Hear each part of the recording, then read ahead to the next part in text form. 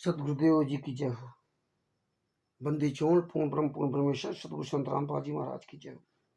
परमात्मा श्री प्यारी आत्मा को कानपुर से रामचंद्र दास के सत साहेब भगत जी। भगत भाइयों,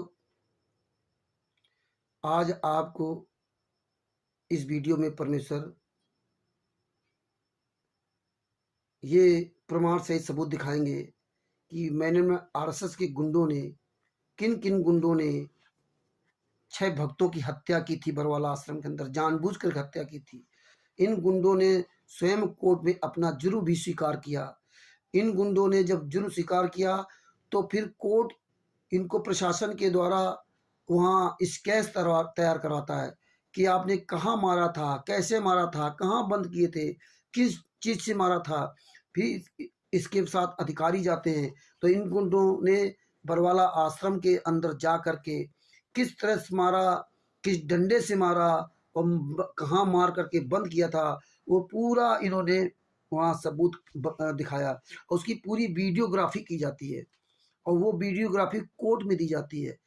और इसीलिए इन्होंने एक सबसे बड़ा सबूत क्या दिया था, पूरे आश्रम में लगभग 130 कैमरे लगवा करके ना उसकी पूरी वीडियो रिकॉर्डिंग की थी और वो रिकॉर्डिंग पूरी कोर्ट में पेश की। उन्होंने एक एक छोटी छोटी चीज का रिकॉर्डिंग किया था, जानबूझ के रिकॉर्डिंग की थी कि संत रामपाल जी महाराज को मरते दम तक आजीवन कारावास की सजा कराने के लिए प्लानिंग के तहत काम किया गया था।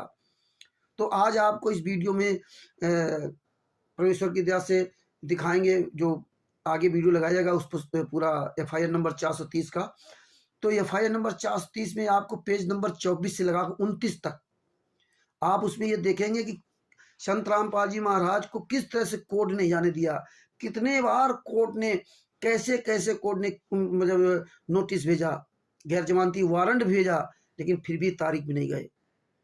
और यहाँ तो संत रामपाल जी महाराज को कहा जाएगा नहीं गए, लेकिन इन गुंडों ने नहीं जाने दिया। और हमें आपको खुद नहीं पता था कि मामला क्या है।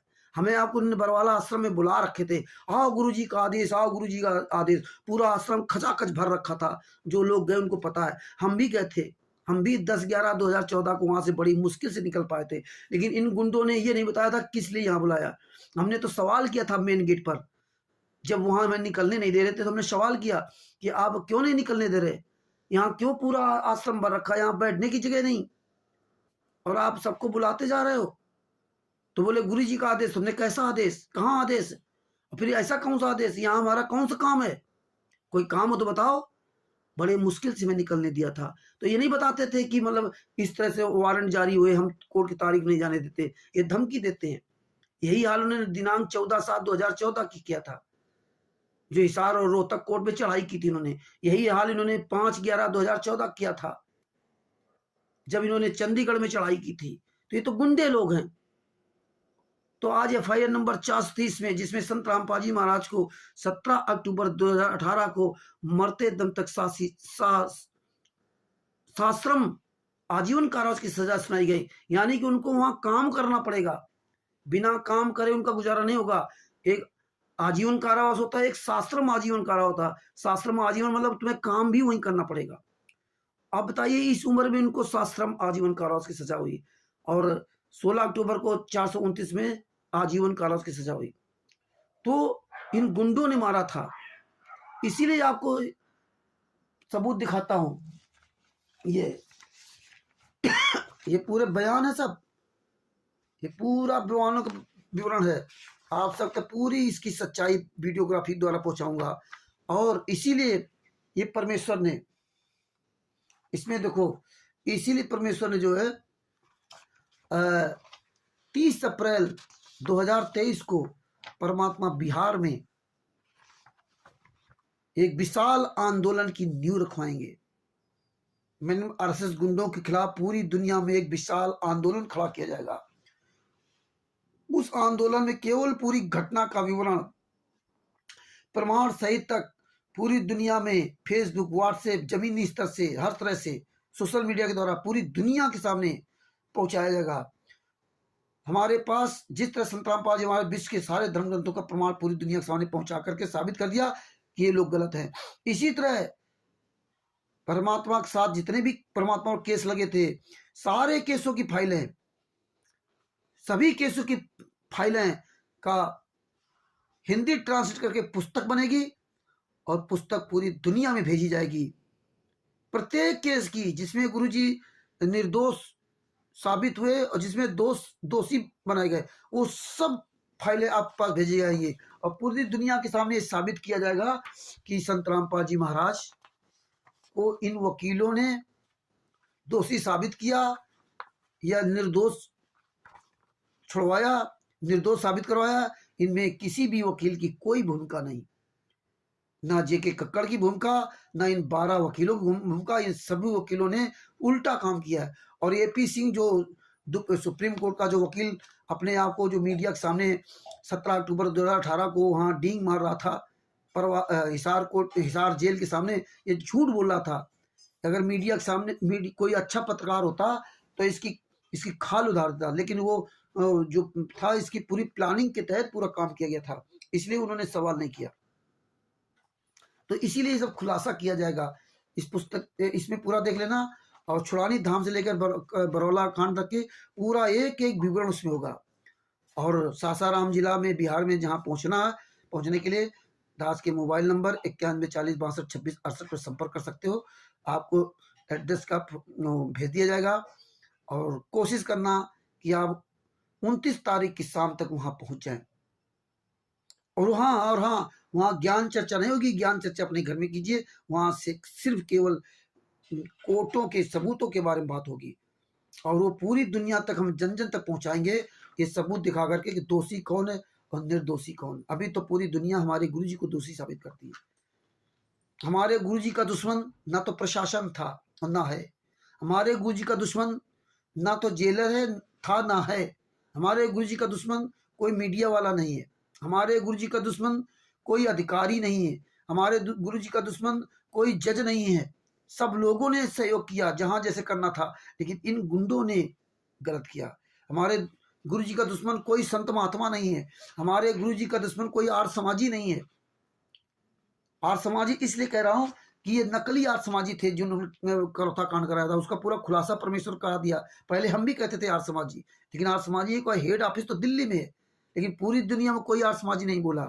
पूरी दुनिया में क्या सुन लो, हिसार में, हरियाणा में देख लो, हरियाणा में खिल रोहतक के आसपास बरवाला रोहतक जो करौथा आश्रम था उसी के आसपास के लोग बोले, अन्य नहीं आए। तो ये चीजें सब सबूत सहित दिखाएंगे। अब जैसे कि ये वीडियो है, ये पेज नंबर 28 है, ये फाइल नंबर 430 का जो है पेज नंबर 28 का ये जजमेंट क्या कहता है, इसमें लिखा है। उन्होंने आगे कहा कि 29/11/2014 को वर्तमान केस की जांच उन्हें सौंपी गई थी। जांच के दौरान उन्होंने अभियुक्त राजेंद्र सिंह और राज कपूर उर्फ प्रीतम सिंह को गिरफ्तार किया और पूछताछ के दौरान अभियुक्त राजेंद्र और प्रीतम उर्फ राज कपूर ने क्रमशः उनके प्रकटीकरण बयान अभियोगवादी 47 48 दिए, जिसमें उन्होंने अपराध कृत्य के बारे में अपनी भागीदारी का खुलासा किया और मतलब उन्होंने स्पष्ट स्वीकार किया कि हमने उनको मारा पीटा है। इसी तरह नीचे दिया हुआ है। उन्होंने आगे कहा कि 17/12/2014 को जांच के दौरान उन्होंने अभियुक्त राजेश, नटवर लाल, रामचंद्र, बलवान, राजीव, राजेश उर्फ रमेश, 2 राजीव हैं, को गिरफ्तार किया। उन्होंने प्रकटीकरण बयान अभियोगवादी 39, अभियोग 40, अभियोगवादी 42, अभियोगवादी 33, अभियोगवादी 34, अभियोगवादी 35, अभियोगवादी 41 क्रमशः दिए, जिसमें उन्होंने अपराध करने के कृत्य में अपनी भागीदारी का खुलासा किया। ये 12 जितने भी हैं, ये सब लोगों ने खुलासा किया कि हमने मारा। और इन्होंने जोड़ क्या दिया, संत रामपाल जी महाराज के कहने पर माना। नहीं, संत रामपाल जी महाराज तो निर्दोष थे, उनको कोई फंसा ही नहीं सकता था। संत रामपाल जी महाराज निर्दोष है, मारा किसने, इन गुंडों ने। तो भगत भाइयों ये देख लीजिए, ये फाइल नंबर 430 की ये जजमेंट है, ये हम नहीं बोल रहे हैं। इन्होंने खुद जुर्म स्वीकार किया। ये गुंडे लोग हैं, हत्यारे लोग हैं, राक्षस है। अभी भी समय इनका साथ छोड़ दो। और सबूत देखने के बाद भी अगर आपके दिल दिमाग नहीं खुल रहा है तो फिर आप जानो, आपका काम जाने, त्रिकुटी में पता चलेगा। ऐसे ही अगले दिन एक नया वीडियो लेकर के आपको आएंगे। एक एक फाइल का पेज नंबर परमेश्वर ने दिया कि तो आप सबको रटवा दूंगा कि इस फाइल के इस पेज पर ये लिखा है। यह फाइल नंबर 430 का पेज नंबर 24 से 29 तक का पूरा वीडियो बना करके आपको दिखा रहा हूँ, और ये वीडियो देखिए। और सबसे पहले इस वीडियो को सब्सक्राइब करें, लाइक करें, शेयर करना ना भूलें, कमेंट जरूर करें। और आप इस वीडियो को सबसे पहले वीडियो पाने के लिए आप सब्सक्राइब करें। जैसे ही अगला नया वीडियो आएगा, आप सब्सक्राइब किया होगा तो सबसे पहले आपके पास ये वीडियो पहुंचेगा। पूरी दुनिया को वीडियो बताओ। 30 अप्रैल 2023 को याद जरूर रखना। परमेश्वर की दया से बिहार की पावन धरती से एक बहुत बड़ा विशाल आंदोलन खड़ा किया जाएगा और पुस्तक का विमोचन किया जाएगा।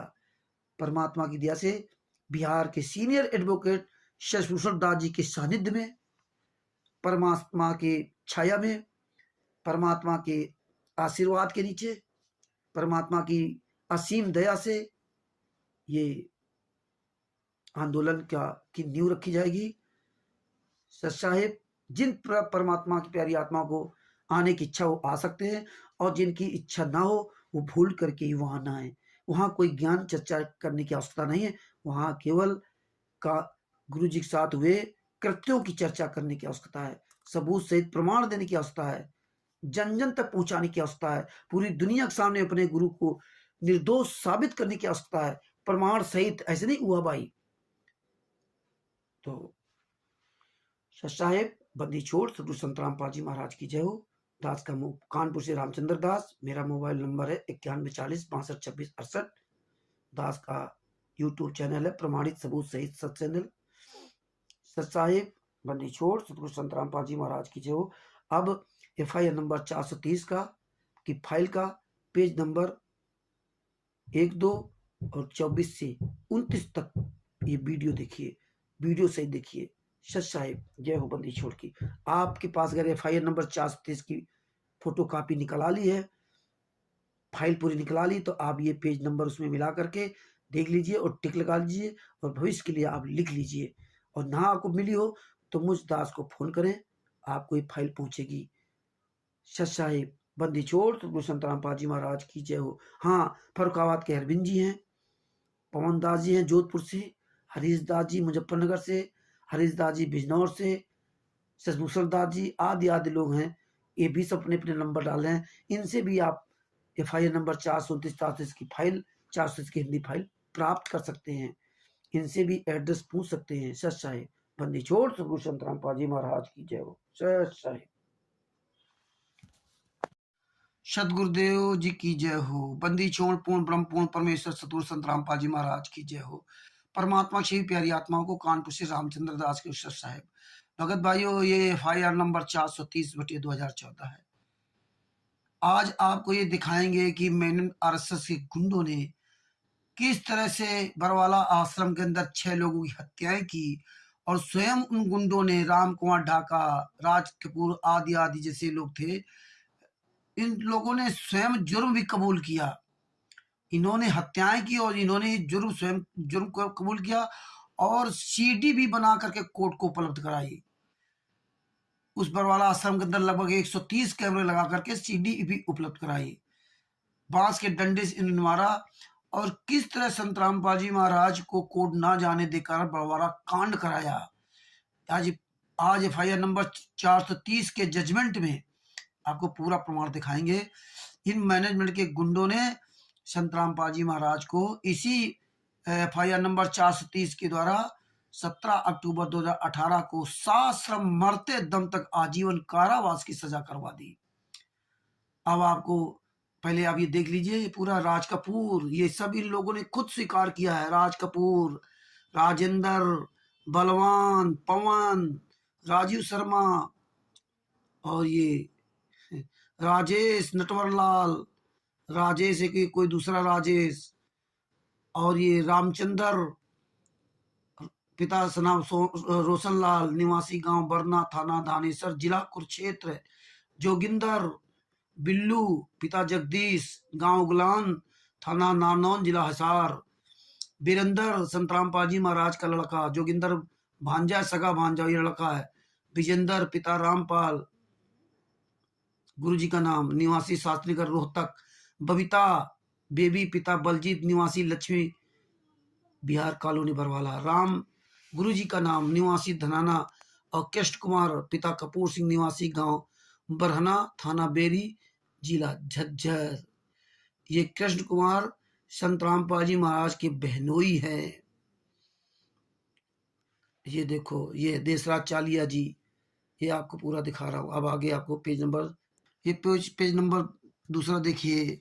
ये देखिए FIR नंबर 430 19/11/2014। ये सब देखिए, ये सब आप देखते जाइए।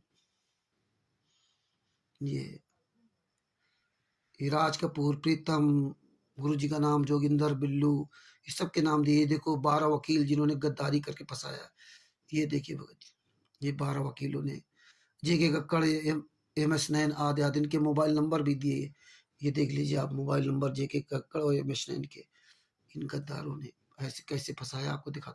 अब आपको FIR नंबर 430 का पेज नंबर 34 पर आपको लेके चलता हूँ, और आप ये 33 पढ़ सकते हो, ये दूसरे वीडियो में बताया जाएगा। अब आपको आते हैं पेज नंबर, ये पेज नंबर 24 के पॉइंट नंबर 34 से आपको शुरुआत कराते हैं, यहां से लेके चलते हैं।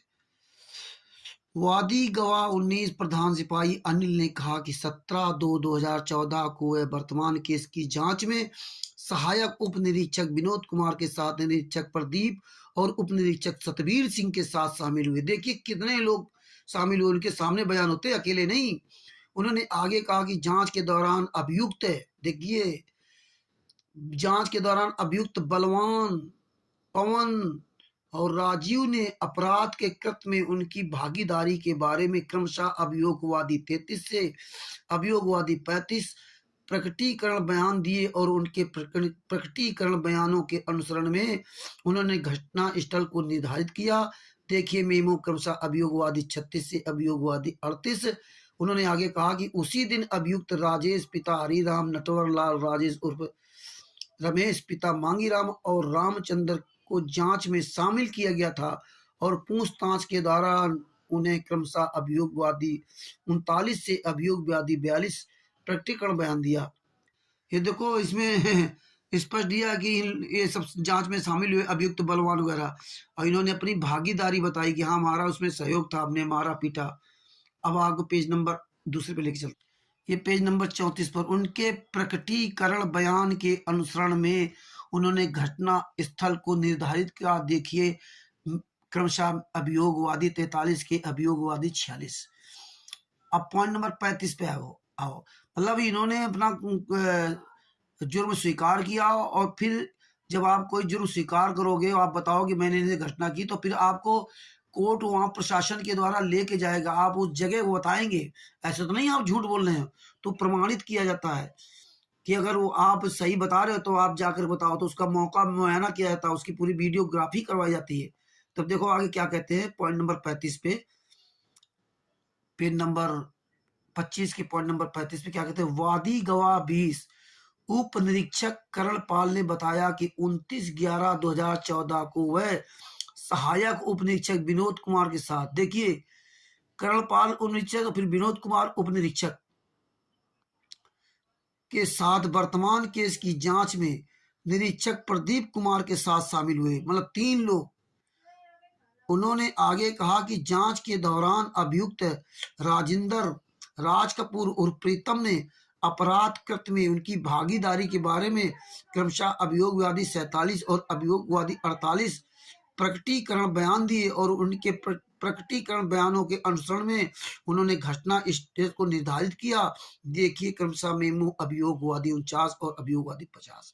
मतलब उन्होंने बयान दिए और जा करके वहां मौका मुआयना कराया कि हाँ हमने इनको ऐसे मारा है, और जुर्म स्वीकार किया। अब पॉइंट नंबर 36 पे वादी गवाह 21 प्रधान सिपाही फलेल सिंह ने कहा कि 14/2/2017 को वह सी विक्रमजीत के साथ वर्तमान केस की जांच में निरीक्षक उमेद सिंह के साथ शामिल हुए। उन्होंने आगे कहा कि जांच के दौरान अभियुक्त कृष्ण ने अपराध कृत्य में अपनी भागीदारी के बारे में प्रकटीकरण बयान अभियोगवादी 51 को दिया। मतलब जो कृष्ण गुरु जी का जो बहनोई था, इसने भी अपना मतलब उस षड्यंत्र में या मारने में शामिल था, इसने अपना जुर्म स्वीकार किया और अपने प्रकटीकरण बयान के अनुसरण में उसने घटना स्थल को निर्धारित किया। देखिए मेमो अभियोगवादी 52। Point number 37। पॉइंट नंबर 37, वादी गवाह 22 निरीक्षक उमेश सिंह ने सभी पहलुओं पर वादी गवाह 21 प्रधान सिपाही फलेल सिंह के बयान को जोड़ा है। पॉइंट नंबर 38, वादी गवाह 23 निरीक्षक प्रदीप कुमार ने कहा कि वर्ष 2014 में वह पुलिस लाइन हिसार में निरीक्षक के पद पर तैनात थे। उन्होंने आगे कहा कि माननीय उच्च न्यायालय में बाबा रामपाल के खिलाफ एक अवमानना कार्रवाई लंबित थी। माननीय उच्च न्यायालय द्वारा हाई कोर्ट द्वारा बाबा रामपाल को उस अवमानना याचिका में अदालत का बुलावा भेजा गया था, लेकिन बाबा रामपाल उधर से हाजिरी को टाल रहे थे। ये देखिए, संत रामपाल जी महाराज टाल नहीं रहे थे, ये गद्दार लोग जाने नहीं देते थे, बताते ही नहीं थे। अब आगे आपको दिखाते हैं। अब देखिए पेज नंबर 26। पेज नंबर 26, माननीय उच्च न्यायालय ने, देखिए कैसे घटना कराई इन गद्दारों ने, किस तरह से उच्च न्यायालय हाई कोर्ट ने कितने बार लेटर भेजे, लेकिन इन गद्दारों ने संत रामपाल जी महाराज कोर्ट जाने नहीं दिया। ये संत रामपाल जी महाराज के शिष्यों, जरा ये जजमेंट को देख लो, ये कैसे जजमेंट के खिलाफ बताते हैं, करते क्या हो बताते क्या है। माननीय उच्च न्यायालय ने बाबा रामपाल के खिलाफ 5/11/2014 के लिए गैर जमानती वारंट जारी किया था। देखिए 5/11/2014 को ये गैर जमानती वारंट जारी किया था। जब आप तारीख पे नहीं जाओगे तो गैर जमानती वारंट जारी किया गया था, क्योंकि परमात्मा को प्रशासन ने ही पर्सनल बॉन्ड में जमानत दी थी, इन गद्दारों ने जमानत नहीं कराई थी। पुलिस अधिकारियों ने गैर जमानती वारंट को निष्पादित करने की कोशिश की, लेकिन बाबा रामपाल और उनके अनुयायियों ने इस प्रक्रिया को स्वीकार करने से इनकार कर दिया। जब 5/11/2014 को बाबा रामपाल माननीय उच्च न्यायालय में उपस्थित नहीं हुए, तो माननीय उच्च न्यायालय ने फिर से 10/11/2014 के लिए गैर जमानती वारंट जारी किया। बताइए, 5/11 को नहीं किया तो 10/11 को फिर जारी किया। इसी तरह बाबा रामपाल 10/11/2014 को उपस्थित नहीं हुए और ना ही गैर जमानती वारंट की प्रक्रिया को स्वीकार किया, ना उपस्थित स्वीकार किया, प्रक्रिया को स्वीकार नहीं किया, तथा तब माननीय उच्च न्यायालय ने 17/11/2014 के लिए मैटर तय किया और पुलिस महानिदेशक और गृह सचिव हरियाणा के माध्यम से गैर जमानती वारंट को निष्पादित करके उनकी उपस्थिति सुनिश्चित करने की मांग की। बताइए, पुलिस महानिदेशक हरियाणा को, डीजीपी को, सबको कहा कि भाई आप इनको उपस्थित करो। उच्च न्यायालय में पुलिस महानिदेशक और गृह सचिव हरियाणा को व्यक्तिगत रूप से 17/11/2014 को भी 17/11/2014 के लिए मैटर तैयार किया। पुलिस महानिदेशक और गृह सचिव हरियाणा के माध्यम से गैर जमानती वारंट को निष्पादित करके उसकी उपस्थिति सुनिश्चित करने की मांग की। माननीय उच्च न्यायालय ने पुलिस महानिदेशक और गृह सचिव हरियाणा को व्यक्तिगत रूप से 17/11/2014 को भी सम्मन भेजा। बताइए, सम्मन भेजा उनको। जब 17/11/2014 को बाबा रामपाल की उपस्थिति को सुनिश्चित करने की प्रक्रिया को निष्पादित नहीं किया गया, 17/11/2014 को भी नहीं उपस्थित किया गया था, तो माननीय उच्च न्यायालय ने उसी उद्देश्य के लिए 21/11/2014 को मैटर स्थगित कर दिया। जब पुलिस अधिकारियों ने माननीय उच्च न्यायालय द्वारा जारी निर्देशों के अनुपालन में माननीय उच्च न्यायालय में बाबा रामपाल की उपस्थिति सुनिश्चित करने और संभव करने की प्रक्रिया को निष्पादित करने की कोशिश की, यानी कि इनको सम्मन नोटिस जारी कर दिया पुलिस महानिदेशक को और इनको कि अगर आप नहीं करते तो आपके खिलाफ कोर्ट की अवमानना केस लगाया जाएगा। महानिदेशक को, इनको सबको जो है महानिदेशक और गृह सचिव को, दोनों को तलब कर दिया। जब अधिकारियों ने उच्च न्यायालय द्वारा उसी जारी निर्देशों के अनुपालन में माननीय उच्च न्यायालय में बाबा रामपाल की उपस्थिति सुनिश्चित करने और संभव करने की प्रक्रिया को निष्पादित करने की कोशिश की, तब कर्तव्यों के निर्वहन के दौरान जब पुलिस पार्टी ने कानून के अनुसार गैर जमानती वारंट निष्पादित करने की कोशिश की, तब 18/11/2014 को पुलिस अधिकारियों ने कर्तव्य के निर्वहन के अनुसरण में अभियुक्त बाबा रामपाल को गिरफ्तार कर लिया। 18/11/2014 को गिरफ्तार कर लिया था। उन्होंने आगे कहा कि ये सतलोक आश्रम में 18/11/2014 को घटना स्थल पर उपस्थित थे। सतलोक आश्रम में लगभग 40,000 लोग वहां एकत्रित हुए और पुलिस अधिकारियों को भी आश्रम के बाहर कानून और आदेश कर्तव्य के लिए प्रतिनियुक्त किया गया।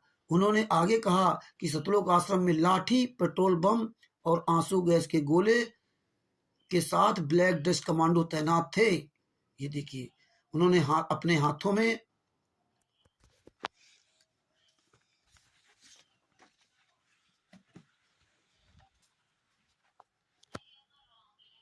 पेज नंबर 26 देखिए, अपने हाथों में पत्थर, ईंट, रोड़ी भी रखे थे। ब्लैक कैट कमांडो सहित आश्रम में एकत्रित हुए लोगों ने पत्थर, ईंटें, रोड़ी फेंके और पुलिस कर्मियों पर गोलीबारी शुरू कर दी। और उन लोगों ने पुलिस की जिप्सी पर ईंट रोड़ी फेंकी, ईंट पत्थर रोड़ी फेंकी जो पास में ही पड़ी थी, और एक निजी जेसीबी में भी आग लगा दी, जिससे उधर से बाधाओं को हटाने के लिए पुलिस ने व्यवस्था की थी। पुलिस के लोगों ने जवाबी प्रक्रिया में आश्रम की ओर गोलीबारी नहीं की। देखिए, पुलिस ने गोलीबारी नहीं की और ना ही उन्होंने आंसू गैस के गोले फेंके थे, और ना ही पुलिस के लोगों ने जवाबी प्रक्रिया में ईंट रोड़ी फेंकी थी। अब आप ये देख लीजिए, इसकी सीसीटीवी में कैद पूरा सब रिकॉर्ड है। इन्होंने बताइए कितनी नीचता की थी। इन्होंने ईंट पत्थर सब इकट्ठा कर रखे थे। पूरी इन्होंने सीडी बना कर दी है, लगभग 130 कैमरे लगा करके बरवाला आश्रम की पूरी सीडी कोर्ट को दी है। इसमें देखिए खूब स्पष्ट हो गया कि ये लोगों ने गोले फेंके थे, इन्होंने प्रक्रिया की थी। उन्होंने आगे कहा कि इस बीच पुलिस ने लाउड स्पीकर से घोषणा करके उन्हें आत्मसात करने का भी प्रयास किया था, जो पुलिस कर्मियों द्वारा साथ लाए गए थे। पुलिस ने लाउड स्पीकर से ये घोषणा करते हुए अनुरोध किया था, लाउड स्पीकर से चिल्ला रहे थे कि आश्रम में एकत्रित हुए व्यक्तियों को पुलिस कर्मियों पर पथराव नहीं करना चाहिए। कहा था कानून का उल्लंघन मत करो, बल्कि उन्हें मदद करनी चाहिए, और पुलिस कर्मियों को बाबा रामपाल के गैर जमानती वारंट को निष्पादित करने की अनुमति देनी चाहिए, जो वे अपने साथ लेकर आए थे। सतलोक आश्रम में प्रतिनियुक्त ब्लैक कैट कमांडो उन व्यक्तियों की पिटाई कर रहे थे जो सतलोक आश्रम के भीतर जमा हो गए थे। ये खुद पिटाई कर रहे थे, ब्लैक कैट कमांडो खुद मार रहे थे उनको, क्योंकि सीसीटीवी कैमरे में सब पूरा कैद है। और वो सीसीटीवी कैमरे 100 कैमरे लगवा कर 130 कैमरे लगवा कर वो सीडी पूरी कोर्ट में दी है, और कोर्ट ने इसमें सीडी देखी है। इसलिए कोर्ट ने कहा था कि सीडी पर्याप्त सबूत है, पूरी वीडियोस है, लेकिन फिर भी हम ये जो कानूनी प्रक्रिया उसका हम पूरा करेंगे। आगे क्या लगा, सतलोक आश्रम के भीतर जमा हो गए थे ताकि सतलोक आश्रम से व्यक्ति बाहर न निकल सके। उन लोगों ने स्वयं ही सतलोक आश्रम में अपने साथी व्यक्तियों को चोट पहुंचाई थी। उसकी पोस्टमार्टम रिपोर्ट भी है, और खुद मैंने आरएसएस गुंडों ने स्वीकार किया, जो आप पहले सुन चुके हो कि हाँ हमने इनको मारा। पूरी रिपोर्ट इसमें, खुद उन्होंने वहां जाके डंडे बरामद करवाए, खुद वहां जगह उन्होंने बताई। भविजीत की बेटी बबीता, बेबो, वीरेंद्र, विजेंद्र, जोगिंदर, कृष्ण आदि आदि लोगों ने, राम कुमार ढाका, ये सब आश्रम के अंदर अपने साथी व्यक्तियों को भी सीमित कर रखे थे। जिन व्यक्तियों को आश्रम में जबरन रखा जा रहा था उन्हें अंततः पुलिस ने मुक्त कर दिया, और बस स्टैंड, रेलवे स्टेशन और अन्य ऐसे स्थानों पर जाने के लिए बसों और अन्य वाहनों में बैठाया गया ताकि वे अपने घर वापस जा सके। उन्होंने आगे कहा कि पूरी घटना प्रकरण की, आगे पेज नंबर पे आपको दिखाता हूँ, ये देखो पेज नंबर 28 पे, पुलिस कर्मियों ने अपने कर्मचारियों के माध्यम से फोटो खिंचवाए थे जो कैमरे लेकर आए थे, और उसकी वीडियोग्राफी भी की गई कि किस तरह से उनको स्टेशन में भेजा। उसकी पूरी वीडियोग्राफी पुलिस कर्मियों की थी। आप नहीं कह सकते कि पुलिस वालों ने मारा पीटा था, इसलिए सारे वीडियो है। ये मैंने आरएसएस गुंडों ने ही मारा था, झूठ बोल रहे थे। आगे देखिए पेज नंबर 28 का, ये पेज नंबर 28 है, उसका पॉइंट नंबर 39।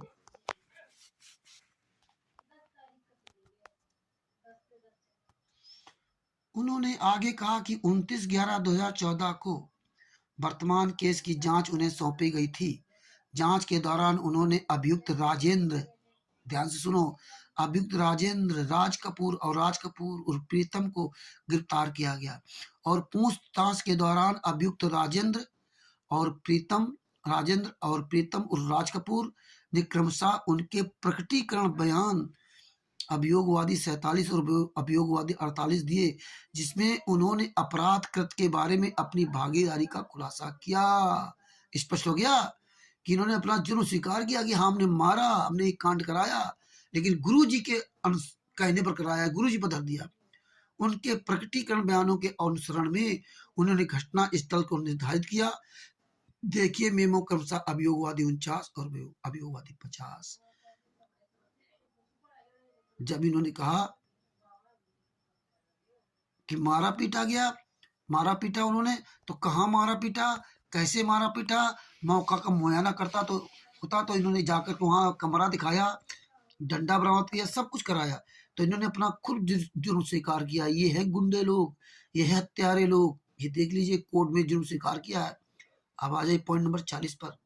उन्होंने आगे कहा कि 17/12/2014 को जांच के दौरान उन्होंने अभियुक्त राजेश, नटवर लाल, रामचंद्र, बलवान, पवन, राजीव और राजेश उर्फ रमेश को गिरफ्तार किया। ये 12 लोग। और उन्होंने प्रकटीकरण बयान अभियोगवादी 39, अभियोगवादी 40, अभियोगवादी 42, अभियोगवादी 33, अभियोगवादी 34, अभियोगवादी 35, अभियोगवादी 41 क्रमशः दिए, जिसमें उन्होंने अपराध करने के कृत्य में अपनी भागीदारी का खुलासा किया। खुद इन लोगों ने स्वीकार किया कि हमने इनको मारा है, अपराध स्वयं स्वीकार किया। ये देख लीजिए, ये हैं गुंडे लोग, और फिर भी ये बच गए। संत रामपाल जी महाराज का तो कोई दोष ही नहीं था। उन्होंने आगे कहा कि उन्हें घटना स्थल की पहचान की। उन्होंने खुद घटना स्थल को जाकर बताया। कोर्ट ने जब आदेश दिया और उसकी पूरी वीडियोग्राफी तैयार की। जो देखिए मेमो अभियोगवादी 43, अभियोगवादी 44, अभियोगवादी 46, अभियोगवादी 36, अभियोगवादी 37, अभियोगवादी 38, अभियोगवादी 45 क्रमशः।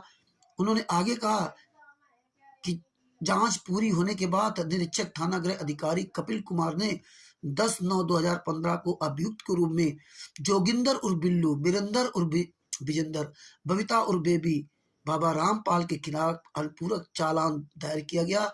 और 8/3/2017 जांच पूरी होने पर निरीक्षक ललित द्वारा अभियुक्त के खिलाफ अनुपूरक चालान दायर किया गया था। ये देखिए पेज नंबर 29। जबकि अन्य अभियुक्तों के खिलाफ चालान तैयार किया गया था और निरीक्षक अनिल कुमार द्वारा प्रस्तुत किया गया था, और उन्होंने निरीक्षक ललित और निरीक्षक कपिल के हस्ताक्षर की पहचान की थी।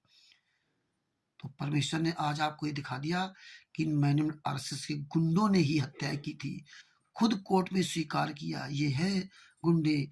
ये परमात्मा को तारीखों पे नहीं जाने दिया था। इतने बड़े गुंडे हैं। आज हमारे गुरुजी यात्रा से रहे।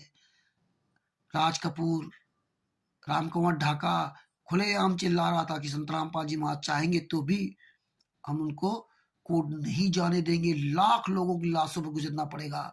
महेंद्र बगोड़ा और मोहनलाल संत रामपाल जी महाराज का सगा छोटा भाई धमकी दे रहा था। पहले तो कह रहा था संत रामपाल जी महाराज सीरियस बीमार हैं, वो चल नहीं सकते, फिर नहीं सकते। फिर बोला कि संत रामपाल जी महाराज आश्रम में है ही नहीं। वो आश्रम से ही संत रामपाल जी महाराज अरेस्ट किए गए। तो ये देखिए आपके पास तक परमात्मा ने आज तक खुलासा पहुंचाया कि इन गद्दारों ने खुद स्वीकार किया हमने मारा। और फिर भी दिल्ली वाला शिवपाल, यानी कि जितने जो 6 लोग मरे थे उनके परिवार वालों से कोर्ट में लिखित बयान दिलवा दिया, शपथ पत्र दिलवा दिया कि वो पुलिस वालों ने मारा, आंसू गैस से मरे, झूठे बयान दिलवा दिए और उनको भी फंसा दिया। ये है मैन गुंडे, ऐसे फंसाते हैं। ये सच्चाई जानो। FIR नंबर 429 की फाइल चाहिए आप मुझसे मंगा सकते हो। और परमेश्वर की बड़ी दया है जो 30 अप्रैल 2023 को परमात्मा एक आंदोलन की शुरुआत बिहार की धरती से करवाएंगे। और 30 अप्रैल 2023 को एक पुस्तक का विमोचन किया जाएगा जिसमें छुड़ानी धाम से लेकर बरवाला कांड तक का पूरा विवरण होगा, सबूत सहित पूरा विवरण होगा। आप घर बैठे सब जान जाएंगे। अधिक भाइयों को सचेत करो, जागरूक करो। मुझदास का मोबाइल नंबर है 9140625668, 9140625668। कानपुर से रामचंद्र दास का चैनल है प्रमाणित सबूत सहित सत्य। इस चैनल को सबसे पहले सब्सक्राइब करें, लाइक करें और शेयर करना ना भूलें। ये वीडियो अधिक से अधिक शेयर करें। अधिक से अधिक परमात्मा की प्यारी आत्माएं बिहार समागम में पहुंचे। सच्चाई बंदी छोड़ सतगुरु संत रामपाल जी महाराज की जय हो। इसी तरह आपको अगले वीडियो में अगला भाग दिखाया जाएगा। तब तक के लिए मुझदास की ओर से सत साहेब बंदी छोड़ सतगुरु संत रामपाल जी महाराज की जय हो। सत साहेब।